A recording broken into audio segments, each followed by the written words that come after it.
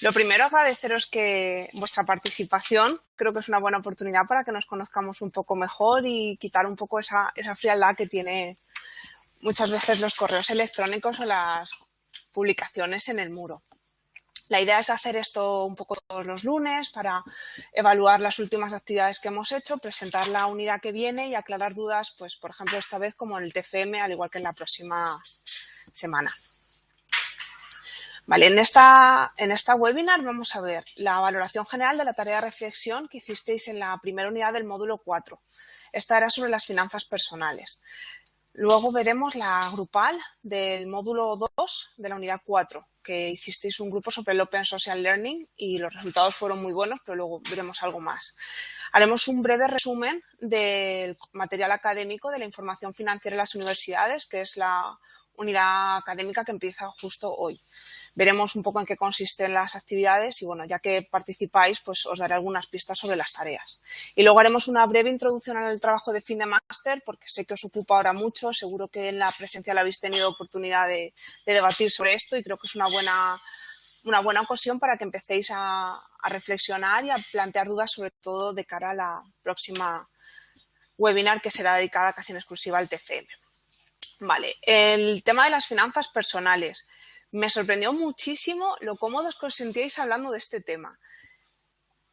Todos teníais algo que aportar, todos teníais una valoración muy positiva del tema de controlar las finanzas personales. A ninguno os parecía una tontería o algo que no tuviera importancia de realizar. Todos veíais algo positivo en ello. Si bien es cierto que la mayoría lo vinculabais con el incremento del ahorro y la contención del gasto. El incremento del ahorro sí que es una cosa que todos tenemos en mente. Nadie te dice, oye, mira, a mí es que ahorrar no me gusta. Hay gente que te dice, a mí ahorrar me cuesta, pero en principio la idea de ahorrar mes a mes a todos nos resulta bastante atractiva. Al igual que contener los gastos. A medida que contenemos nuestros gastos, incrementamos nuestro ahorro. En la familia viene siendo siempre así. Poner las cifras negro sobre blanco siempre ayuda a tener una visión más real, más de perspectiva y más fría de las cosas. Y de ahí empezamos a sacar nuestras conclusiones. Muchos habéis puesto los datos concretos. Esto no era necesario, puesto que son informaciones vuestras confidenciales. Pero sí que es cierto que todas las partidas son muy similares. Entonces, bueno, seguro que ha sido interesante reflexionar sobre ello. ¿Por qué es importante las finanzas personales? Todo el mundo lo habéis dicho, para tomar decisiones conscientes y que hagan nuestra economía sostenible y viable a largo plazo, que nos ayuden a... Estoy viendo los comentarios y se me ha salido una sonrisa, perdona. Que nos ayuden a tomar buenas decisiones a largo plazo.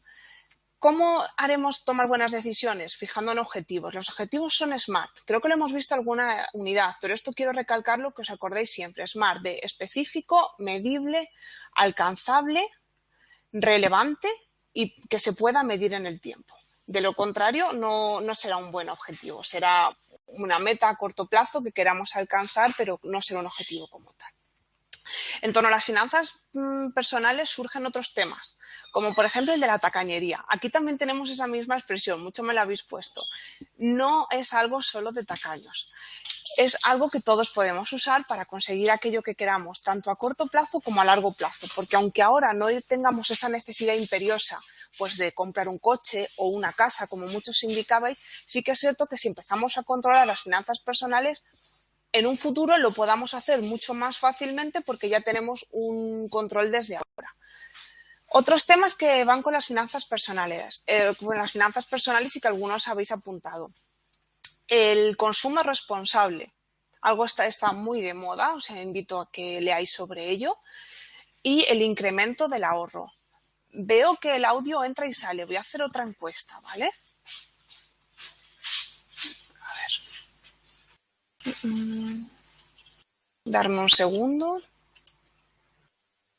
Vale, otros me confirmáis que escuchéis perfecto. Votáis y si vemos que la mayoría escuchan bien, lo achacamos a algo puntual del ordenador o de la red.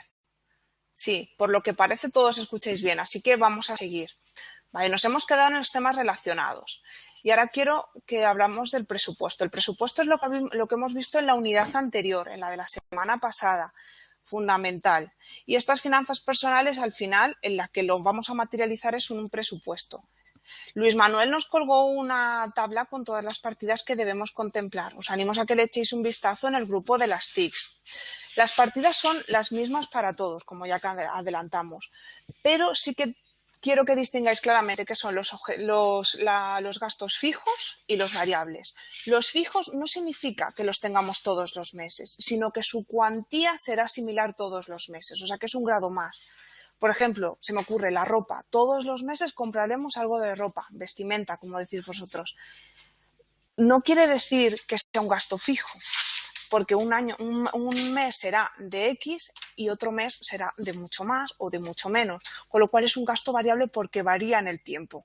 Es estable porque siempre está con nosotros, pero varía con el tiempo. Entonces ese sería un gasto variable. Dejar siempre un apartado abierto a otros gastos y contingencias.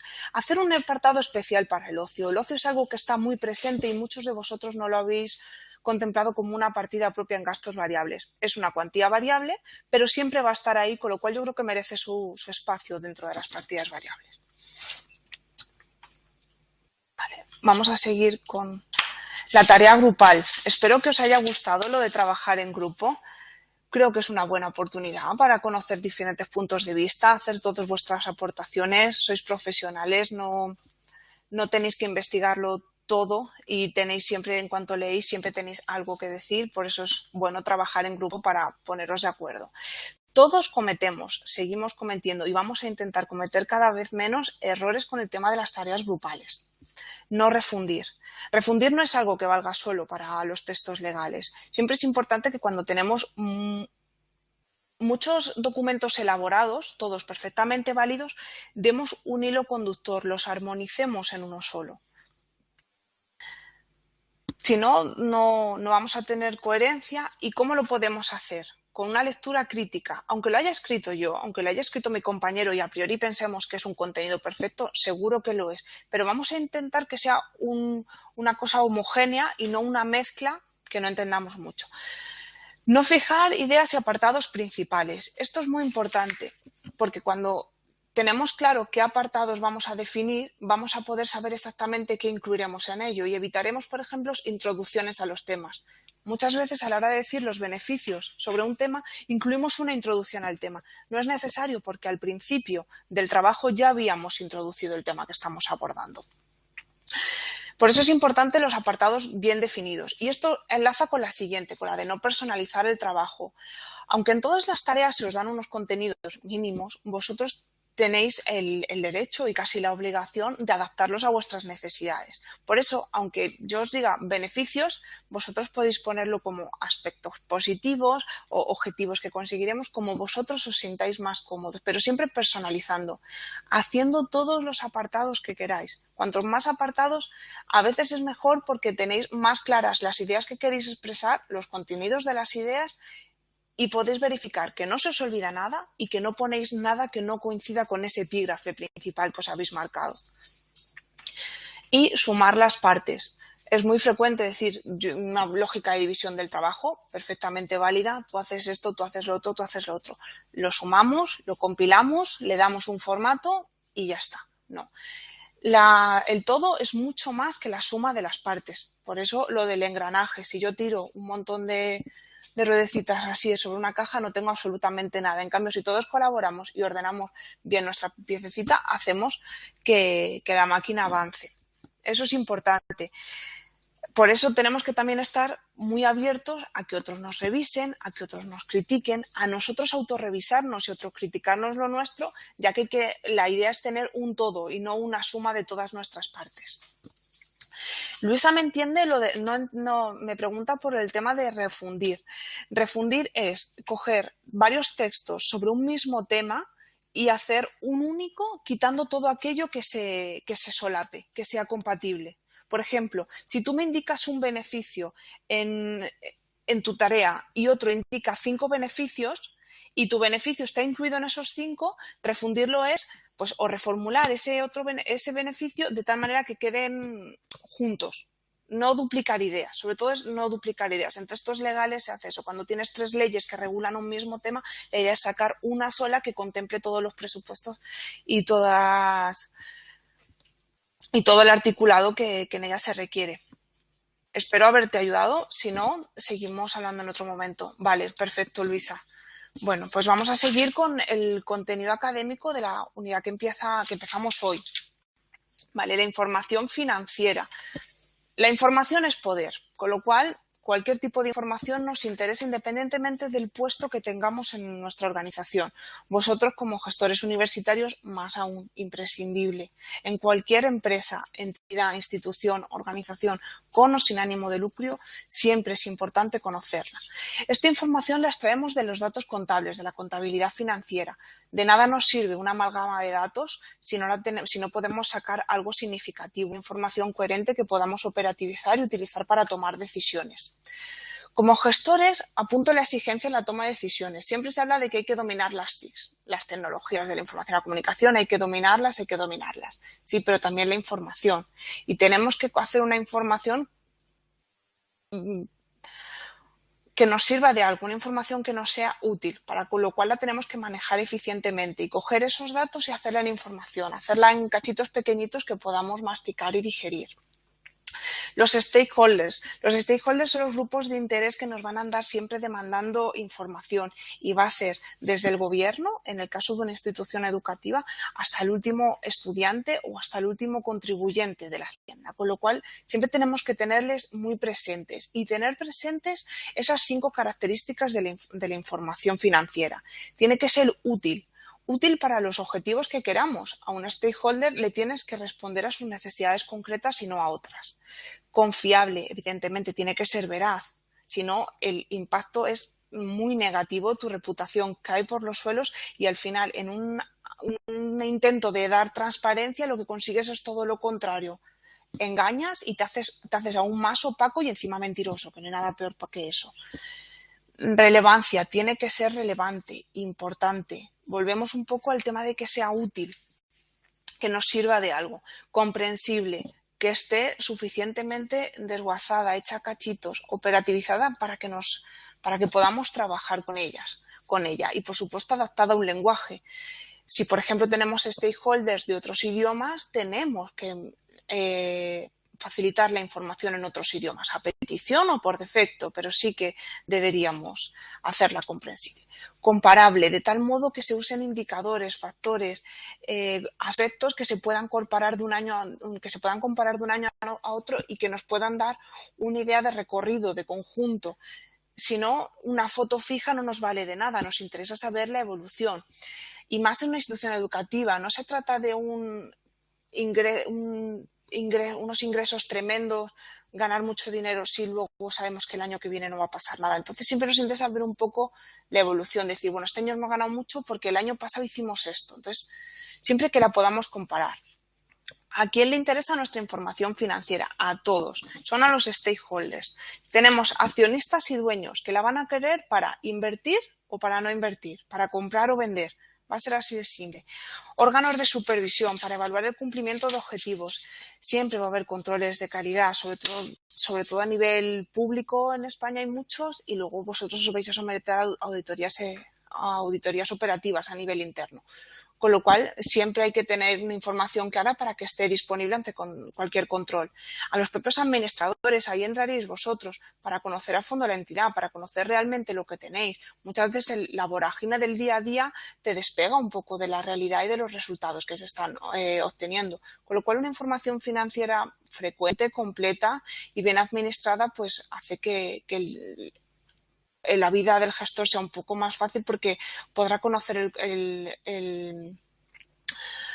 cómo respira la organización y el estado de su salud financiera y demás. En la unidad que viene veremos algo más de la toma de decisiones concretas sobre los departamentos con la contabilidad analítica. Los proveedores y los acreedores, la posición de fuerza con la que negociaremos ante ellos será determinante en función de los resultados de nuestra información financiera. Los empleados, por esa idea de transparencia, evidentemente siempre vas a preferir trabajar en una empresa transparente, en este caso una institución más transparente, y porque además luego lo veremos que ese estado financiero también les puede repercutir en su relación laboral seguro. Y por último, al gobierno y a los contribuyentes, sobre todo en la medida que las instituciones reciben financiación pública. Eso es algo que en Europa lo tenemos muy arraigado. Y bueno, ya que yo, contribuyente, estoy destinando parte de mis impuestos a las universidades, pues quiero saber qué resultados tienen, cómo evolucionan y demás. Vamos a seguir con la siguiente, que son los estados financieros. ¿Qué son los estados financieros? No es un estado bueno, uno malo, no. Los estados financieros son informes que nos dan las instituciones para conocer la situación económica y financiera de una empresa y conocer esos cambios de la evolución. Hay muchos, hay 5 o 6. En el material académico vais a verlos. Pero los más importantes van a ser el balance general, que nos van a dar la idea de los activos, los pasivos que tenemos y el patrimonio. El activo, el otro día nos lo explicó un profesor que lo dejó muy claro, el activo es todo aquello que me mete dinero en el bolsillo, ya sea ahora a corto plazo o que me ha metido en su momento o que si yo lo vendo me lo va a meter. Eso es el activo. El pasivo, lo que me saca, deudas que yo tenga que pagar, gastos y costes fijos en los que yo voy a incurrir, etcétera. Y el patrimonio, en este caso el neto, sería esa parte del activo que me queda deducidos todos los pasivos. Y el otro gran estado financiero es el estado de resultados, los costes, los costos, gastos e ingresos. Los ingresos, evidentemente, todo aquello que yo obtengo por la prestación de mis servicios. En este caso, prestación de servicios, si fuéramos una empresa productiva, pues también por la producción de bienes. Costos y gastos. Lo he subrayado porque quiero distinguir bien entre coste y gasto. Un coste es en todo el gasto, en el que todo desembolso, mejor dicho, para no confundir, en todo el desembolso en el que yo incurro para poder hacer posible mi fabricación o mi prestación de servicio. Por ejemplo, vi en un blog, si yo quiero fabricar un tornillo, yo tengo que comprar hierro, una troqueladora y varias cosas. Eso es un coste. Pero para vender mi tornillo voy a tener que incurrir en un gasto, eso sí que sería un gasto de publicidad, de marketing, de puntos de distribución, de logística y demás. Con lo cual, coste para producir y gasto para vender, publicitar y demás. Vale, por lo que veo, alguno tenéis algún problema. Antes de pasar al siguiente punto, voy a lanzar otra encuesta. Si tenéis alguna pregunta, me podéis preguntar ahora.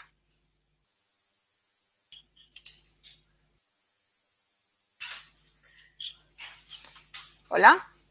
¿Vais respondiendo? Por lo general, bien. Vale, pues seguimos entonces. Sí, me comentaban que uno tenía un problema. Me pregunta Rodo que si alguno tenía algún problema, hemos lanzado otra encuesta y ya está todo solucionado. Con lo cual, seguimos a la siguiente. Vale, información complementaria. La información complementaria es un apartado que tenéis ahí en el material académico y a mí me parece probablemente de lo más importante y de lo más específico que tiene para una institución universitaria. ¿Por qué? Porque la universidad no solo trata de hacer dinero. Aunque sean instituciones privadas, siempre hay unos objetivos sociales de la universidad que vimos en el módulo 1, en la unidad 5, responsabilidad social universitaria, la docencia, la investigación, la creación y difusión del conocimiento y la cultura. Todo eso, ¿cómo se mide? Eso es muy difícil de meter en una tabla. Entonces, todo eso es información complementaria que debe acompañar a ese balance general o a ese estado de resultados que veíamos como ejemplos de los estados financieros. Por ello, para poder conocer ese impacto en el cumplimiento de esos objetivos, tendremos que apoyarnos en datos adicionales sobre el contexto económico en el que nos estamos moviendo, sobre la trayectoria de la institución, sobre la política que está adoptando en ese momento la institución, porque a lo mejor dice, pues yo este año quiero unos resultados malos porque quiero incurrir en un montón de costes y de gastos que decíamos antes, porque el año que viene sé que voy a tener un retorno de mi inversión, ya sea social o económico, pero voy a obtenerlo y lo que ahora puede parecer un mal resultado, en el futuro va a ser uno muy bueno porque forma parte de mi estrategia. Entonces, todo eso lo meteríamos en datos adicionales. Me preguntáis qué es la valoración contextualizada de los resultados. Sí, ahora voy a eso. Se trata de ver los datos en su conjunto, de ver esos resultados con una panorámica. Por eso siempre acompañamos a los balances con memorias, con notas, que nos den un poco una visión de conjunto de todo lo social, todo lo económico que rodea a esa parte micro de la institución. Digamos, es el conjunto macro que tienes que acompañar y tener en cuenta para contextualizar, para no dar unos datos fríos y una visión muy deshumanizada, por así decirlo, y un poco poner en contexto a esos resultados. Y lo que a priori puede ser bueno, luego puede ser malo. Vale, seguimos. El control gerencial. Esto enlaza con la idea de que los stakeholders, los empleados, también son destinatarios de la información financiera. En nuestro caso, sobre todo, el personal docente investigador. La idea, y por eso ya siempre utilizamos esta nomenclatura, es que el personal docente y el investigador vayan a formar un solo cuerpo, de tal modo que docentes investiguen e investigadores impartan docencia. Ellos van a querer que sus nóminas, sus condiciones se vean impactadas, sobre todo positivamente, en caso de buenos resultados. Va a ser una demanda real, que la vais a tener ahí, y la vais a tener por 2 vías, para atraer talento y para retenerlo, evidentemente. Si hacéis unas estrategias de motivación, de engagement, vuestro employer branding va a crecer. Y el salario emocional entra ahí muy de lleno y lo habíamos visto antes. Pero en temas contables, sobre todo lo que te van a pedir es una cierta participación en beneficios, un porcentaje de posibles contratos de investigación que hayan conseguido ellos a través de sus grupos de investigación, primas de productividad. Muchos en la evaluación del desempeño siempre hablabais de la evaluación docente, pues ese reconocimiento económico de esos buenos resultados en la evaluación docente va a ser algo que vais a tener que manejar y que va a formar una parte muy importante de esa información financiera y de ese presupuesto en la masa salarial. Las auditorías operativas, las mencioné antes, pues un poco el control interno o externo al que se va a someter la institución. Van a buscar sobre todo la eficiencia. Esa es la idea fundamental. Veo una pregunta de Nelton, voy a verla. En nuestro caso, con el plan de desarrollo institucional, ¿cómo medimos algunos aspectos que no son tangibles? La voluntad, la vinculación con la universidad, etcétera. Muy buena, Nelson, me sumo a esta pregunta. Sí, es ciertamente difícil de medir en la información financiera todo este tipo de cuestiones. Por eso es importante incluir las memorias que a lo mejor en un momento dado dice, bueno, estos resultados pueden parecer malos, o no tan buenos como cabría esperar, pero a lo mejor mi reputación como empleador está creciendo, mi presencia en la comunidad está subiendo. Entonces, esa sería la responsabilidad social universitaria o la labor de extensión que forma parte de esos objetivos sociales de la universidad, que es más difícil de reflejar en la información financiera como tal, pero que tenemos que tener presente, y por eso es importante acompañar a todos estos datos económicos fundamentales y necesarios, pero que nos ayuden a contextualizar y un poco a valorar otro tipo de cosas, porque la universidad tiene sus particularidades que una empresa a priori no las tiene. El cuadro de mando integral, pues como gestores una vez más lo vais a poder usar. Os ayuda a tener unos objetivos claros, unos responsables, unos plazos determinados y unos indicadores con los cuales medirlos. Ahí iría el tema de cómo medimos, por ejemplo, el capital intelectual. Pues mira, no hace mucho estuvimos en una conferencia sobre el tema de los rankings de calidad en las universidades, y realmente es muy difícil porque empiezan a decir publicaciones JCR, internacionalización de los estudiantes, unas cosas muy complejas, número de candidatos por plaza ofertada. Todo eso es tremendamente frío, entonces es difícil de cuantificar, y a lo mejor sí que requiere un estudio más cualitativo que refleje un poco más los valores y la meta que tenga la entidad concreta. Vale, voy a seguir leyendo lo que dice Daniel antes de seguir con las tareas. Alguien que me corrija, pero este acceso o distribución de la información financiera a las universidades privadas no son de consumo de stakeholders como estudiantes o PDI. Claro, ese es uno de los grandes retos que pueden tener, Daniela, el tema de hacerla transparente. No deja de ser una información generalmente voluntaria. Muchas veces es solo obligatoria para universidades que firman contratos con administraciones públicas o con ciertos proveedores que les obligan a facilitar regularmente esa información, pero de lo contrario no están obligadas a hacerla. Va a haber una demanda de transparencia, pero no están obligadas. es importante conocerla y cada vez más la sociedad la va demandando, pero sí que es muy frecuente que no se ve, incluso en instituciones públicas hay muchos datos que están reservados, que hay que pedirlos, que es una labor muy tediosa de pedirlos, que al final no los piden nada más que por complicado que es. Alexi dice, a propósito de apertura, ¿ves bien que una institución utilice el avance de las TICs para abrir sus informaciones financieras o solo deberíamos limitarnos a brindar las informaciones que se nos soliciten? Cuanto más se abra, mejor. El disclosure está en la ISO de calidad y todos estáis adscritos a esa idea de calidad. Cuanta más apertura, mejor va a ir. Ay, espera, que se me ha ido. Vale. Con lo cual, el Big Data te da las posibilidades para abrir toda la información que quieras. Con lo cual, es una cuestión de voluntad. ¿Cómo podemos, desde la gestión, hacer entender a los financieros que esto crea valor agregado en transparentar el manejo económico de la institución? Volvemos a la idea de que es algo de voluntad, pues concienciar de que las universidades no solo prestan un servicio a sus estudiantes, sino que hacen una labor de formación, de educación de las generaciones del futuro, de las futuras generaciones, y que a medida que la calidad de las instituciones mejore, está claro que los egresados van a salir mejor formados. Y si tú ya como estudiante desde el principio tienes una información veraz, transparente, regular, lo vas a tener interiorizado, y si tú algún día llegas a una posición de responsabilidad en una empresa, vas a estar familiarizado con esa manera de gestionar y la vas a facilitar. Y como ciudadano la vas a reclamar porque crees que ha sido posible. Y porque ahora con las tecnologías de la información es fácil tanto reclamarla como facilitarla, con lo cual no es una cuestión logística el impedimento.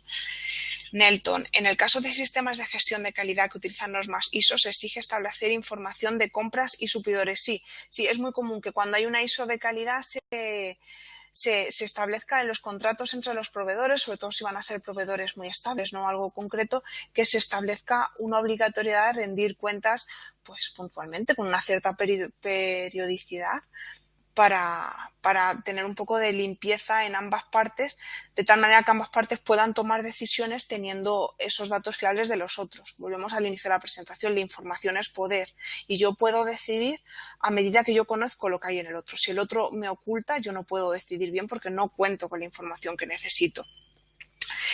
Eso creo, hay que ser abiertos, Juan César, eso es excelente, Alexi. Vale, yo creo en la transparencia total, sí, Dionisio. En ello estamos y bueno, pues por un lado los que la puedan facilitar que la faciliten y los que la puedan demandar pues que la sigan demandando, pero siempre con cabeza, no transparencia por transparencia, que sean datos relevantes, que nos sirvan para algo. Muchas veces, ¿para qué queremos cantidades de datos ingentes si no lo sabemos ni procesar? Si nos interesa eso, vamos a eso. Y ya a medida que vayamos pidiendo, vamos a sacar nuevos indicadores y nuevos aspectos que nos interesen más. Vale, pero es muy difícil, nuestra cultura organizacional no lo permite. Poco a poco. Estamos sembrando las semillas, estamos sembrando semillas y ya recogeremos. Ahora, si os parece, dejamos las preguntas por ahora y si eso luego continuamos y vamos a seguir con las tareas de aplicación. Las tareas de aplicación esta semana son bastante sencillas. Hay un formulario con 15 ítems que, por cierto, se ha revisado porque tenía un par de errores y ya los hemos modificado, con lo cual, por favor, si habéis descargado el archivo de las tareas de aplicación y reflexión, descargarlo de nuevo y corregir ese nuevo enlace que es el correcto. No obstante, mañana lo colgaremos en el muro de la comunidad para que lo puedan ver todos. Vale, como siempre, contestar a todos los ítems y poner vuestro nombre y apellidos. Es algo que siempre hacéis, con lo cual no tiene mucha importancia. Lo que sí, por favor, destacaros que respondáis el formulario una sola vez. Cuando lo contestéis varias veces, a veces las puntuaciones obtenidas no son coincidentes. Yo siempre me quedo con la más alta, por no perjudicar, lógicamente. Pero por si acaso sí que conviene responderlo una sola vez, tomar nota de vuestros resultados y con una sola vez es suficiente, ya que como podéis acceder al formulario tantas veces como queráis, os podéis quedar con las preguntas y anotaros las respuestas y luego hacerlo tú una tacada. Vosotros os organizáis. La tarea de reflexión es sobre un artículo, es un paper en cuadernos empresariales que son 12 páginas, es algo muy concreto. Y habla sobre las necesidades de información financiera de los stakeholders, indicando concretamente qué stakeholders hay y qué es lo que ellos necesitan. Y a partir de ese paper, que nos da un marco teórico de lo que es la información financiera y de lo que ellos nos van a demandar, nosotros tendremos que hacer un comentario de unas 700-800 palabras sobre la información financiera en nuestras instituciones. ¿Cómo lo hacemos? Vinculando a los stakeholders. Si el artículo versa sobre eso, la idea es que la evaluemos en función de los stakeholders. Es muy difícil evaluar la calidad de algo, la calidad, la suficiencia de algo en este caso, así en genérico. Entonces la idea es decir, bueno, a lo mejor es una información financiera buenísima, pero solo para accionistas. Lo que me comentabais antes, que para empleados no hay nada, para estudiantes no hay nada. Pues a lo mejor tenemos que distinguir por niveles esa información financiera y decir, bueno, pues para este stakeholder está bien, para este regular, para este mal, y dar unos ciertos argumentos. Vale. Alba, ¿por qué aún no se termina unidad? Sube en la unidad siguiente. Rogelín, pues esto lo hacemos para que quien quiera ir un poco por delante, quien tenga un poco más de tiempo libre, puede ir avanzando en la siguiente. En ningún caso es para que entreguéis las tareas antes. De hecho, la evaluación se empieza a hacer entre el lunes, martes, miércoles siguientes a ese domingo, que es la deadline. Es solo a efectos vuestros, por si queréis ir adelantando un poco de trabajo, que lo podáis hacer, para no tener esto tan cerrado y un poco en esa idea de la apertura que decíamos antes. Vale, Luisa dice que es necesario para mejorar nuestro tiempo, eso es. Sí, la idea es esa, que podáis un poco vosotros también organizaros en la medida de lo posible, sin colgaros todo de golpe, que sería un poco inabarcable, pero que podáis ir eligiendo un poco cuando vais dedicando a cada cosa. Vale, pues ahora vamos a lo siguiente, lo último ya, el trabajo de fin de máster. Ya tenéis todos por correo electrónico los grupos y los bloques temáticos. Han salido finalmente, si mal no recuerdo, 15 grupos de 3 miembros y dos grupos de 4 miembros. Todos tenéis el correo electrónico. Si no lo habéis recibido, por favor, mandarnos un correo indicándonos que no lo habéis recibido y os lo remitiremos nuevamente. Algunos adelantos, sobre todo en la línea del mensaje que publicó muy acertadamente Daniel en relación a la evaluación. La evaluación se os va a dar con vuestro trabajo grupal una evaluación de 30 o 40 puntos en función del número de miembros. 30 para los de 3, 40 para los de 4.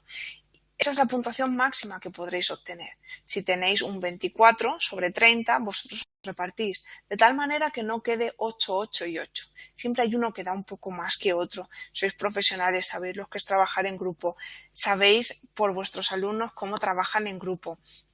Entonces sí que os pedimos ese ejercicio de autorreflexión, autoevaluación, para que os repartáis esas puntuaciones. Por supuesto, si algún grupo tiene 30 o 40, tendréis todos un 10, porque no habrá otra manera. Espero que muchos sea así. Pero insisto en que vais a tener que debatir y con realismo, con humildad, y seguro que vais a llegar a un acuerdo porque vais a pasar tiempo juntos. Vale, el próximo webinar del lunes 13 vamos a dedicar un capítulo más largo al TFM. Por ello os recomendamos que leáis la guía. En el mismo enlace en el que os repartisteis los grupos y los temas, tenéis la guía ya consolidada del TFM. No obstante, la colgaremos también en el muro para que la tengáis directamente, porque está en un drive y la podéis descargar cómodamente. Y por mi parte, poco más. Voy a leer las dudas que haya y os contesto. Vale. Por favor, Luis Manuel dice que va a colocarnos la técnica de evaluación del polinomio. Esto es lo que quiero. Luis Manuel hace muchas aportaciones, otros compañeros hacen aportaciones. En la medida de lo posible vamos a dedicar un minuto a leer lo que otros nos facilitan, a nosotros sacar nuestras conclusiones, a colgar algo relacionado que se nos ocurra. Es una manera de interactuar, de abrir líneas de debate y de conversación que seguro que nos serán muy interesantes para todos. Entonces, Daniela pregunta, entonces sí podrían repetir las calificaciones. Daniela, solo, lo hemos dicho, solo en el caso de que tengáis la máxima, 30 para un grupo de 3 y 40 para un grupo de 4. Si no, en la medida de lo posible queremos que hagáis esa diferenciación. porque aunque el trabajo sea grupal, sí que es cierto que luego en las entrañas, en el día a día, sí que hay cosas que nosotros no apreciamos y que vosotros sí que las vais a conocer porque os ha ocupado mucho tiempo, porque es un TCM pues que requiere su evaluación muy de diálogo, muy de debate, porque no es esa compilación y refundición que hablábamos antes, como en el caso del Open Social Learning, sino que tenéis que hacer una ponencia vosotros y bueno, seguro que todos sabéis cómo hacerla y todos vais a tener ideas, pues a lo mejor un pelín divergentes sobre cómo es la mejor manera de hacer la presentación, la puesta en escena. Pero insisto, esto quiero hablarlo en la sesión del próximo lunes. ¿Qué cantidad de páginas está establecidas en el trabajo TFM? Altagracia, no es necesario que entreguéis ningún tipo de informe sobre el TFM, ya que el TFM en sí es una webinar, más o menos como la que estamos haciendo nosotros ahora mismo, pero cerrada, en la que vosotros expongáis un tema concreto, os podéis apoyar de un precidio, un PowerPoint como yo ahora mismo, y ya está. Si queréis entregar una memoria, pues o las slides o tal, estéis abiertos, pero en sí lo único es la duración de 15 minutos de la ponencia de cada uno, con lo cual el TFM es de 45 minutos o una hora en función del número de miembros. Vale, Lucía Volquez, por favor el correo existente. Vale, Lucía, por favor, creo que he visto que me comentaba antes Rodo que habías mandado un correo electrónico contemplando eso. Sí, lo atenderemos. Ya está, mira, Rodo, ya está. Vale, a mí también me gustaría cambiar mi correo. Maoli, insisto, a gestión@comunidadmigu.com, se lo comentas y si me puedes poner en copia a mi tutormigu@gmail para yo archivármelo, perfecto. Nos lo comunicas por correo electrónico y lo hacemos directamente, porque desde aquí es un poco copiar, pegar, vaya a ser que nos pongamos un punto donde no es y la liemos. Así que mándanoslo por correo electrónico.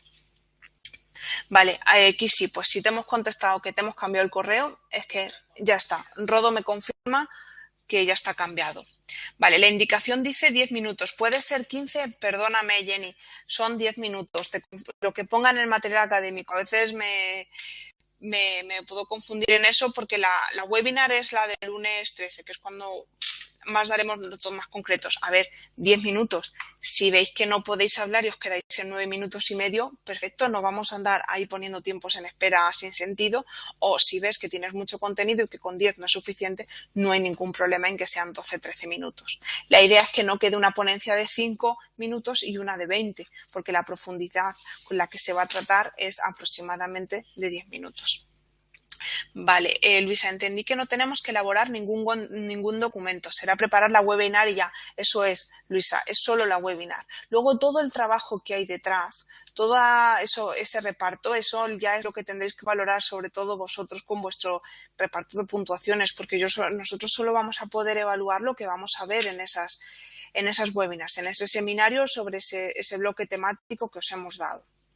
Alba, ¿usted asesorará a cada grupo individual? Sí, Águeda, el correo electrónico está abierto, mi perfil de la comunidad está abierto, el muro está abierto y también en la presencial cuando vengáis a Madrid a nivel un poco extraacadémico, cuando ya tengáis mucho del TFM elaborado, yo me iré reuniendo con vosotros, estaré por allí por las clases para que me preguntéis todo aquello que vosotros necesitéis. Pero insisto, previa a esa presencial tenéis mi correo electrónico, el perfil de la comunidad y el grupo del TFM, el hablando del TFM.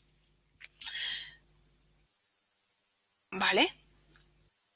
¿Alguien tiene alguna pregunta más sobre el contenido académico, sobre las valoraciones, sobre la próxima webinar? Sí, sobre la presentación. A ver, Luis Manuel.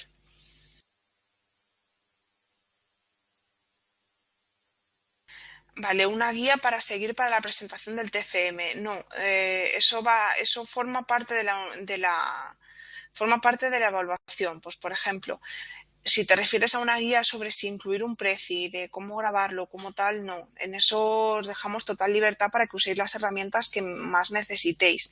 En el grupo tenéis la guía consolidada del TFM, e insisto, el enlace también lo volveremos a colgar en el muro y esa es toda la información que se os va a proporcionar. Es un webinar típico, no va a ser nada nada complicado, pero sí que es cierto, y Águeda lo comenta, que podemos ser creativos. Entonces, a medida que menos pistas y menos requerimientos os establezcamos, más creativos vais a poder ser, más margen de maniobra vais a tener y más vais a poder diferenciar vuestra presentación, más la vais a poder personalizar. Vale, a mí se me está cortando el audio ahora. Probablemente sea de tu... Vale, pregunta a Noris, que está al lado mío, si todas las demás webinars serán lunes, ya que a ella se le complica ese día. En principio sí, en principio tenemos previsto que sean los lunes. Rodo me confirma, es el lunes cuando lo tenemos establecido. Con lo cual, en la medida de lo posible, intentad asistir, porque esta participación activa en todo esto se queda registrado y es muy valorable para esa parte social que tiene Migu. Y también, no obstante, para cuando se os sea imposible, esto se queda grabado y lo vamos a subir a la comunidad para que pueda estar disponible para los que no han podido asistir o para vosotros si queréis echar un vistazo nuevamente. Vale. ¿Cuál es mi correo? tutormigu@gmail.com. ¿Vale? Si por lo que sea tal me cuelgas un mensaje en mi perfil de la comunidad y por ahí te lo decimos. Bueno, ¿alguien tiene alguna pregunta más? Yo estoy encantada de haber podido hacer esto con vosotros y bueno, así es una manera mucho más rápida de poder interactuar. Gracias a vosotros, por favor. Habéis asistido muchos, la participación ha sido muy buena y espero haber servido un poco de introducción en la unidad que viene, un poco de seguimiento de lo que hemos hecho hasta ahora y me vais a poner colorada. Así que os voy a ir dejando y hasta la semana que viene. Un abrazo. Hasta luego.